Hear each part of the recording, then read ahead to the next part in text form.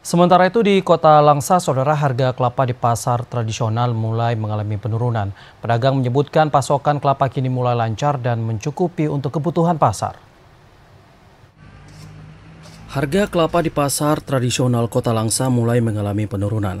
Saat ini harga kelapa berada di angka Rp8.000 per kilogram, turun signifikan dari harga sebelumnya yang mencapai Rp13.000.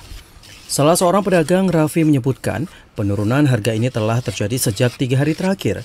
Ia juga mengungkapkan bahwa pasokan kelapa kini mulai lancar dan mencukupi kebutuhan pasar. 5 bulan aja 8.000. Kalau udah sama kupon 5.000. Cuman kalau udah sama beras tuh 10.000 kira. Murni ya? Kalau tanpa murni aja. Kalau murni aja tuh nggak pakai air.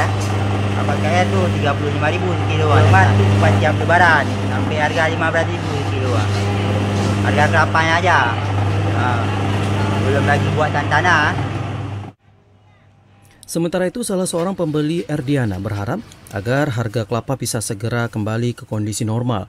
Ia mengeluhkan bahwa tingginya harga kelapa sebelumnya sangat membebani pengeluaran rumah tangga, terlebih kelapa merupakan kebutuhan sehari-hari untuk memasak.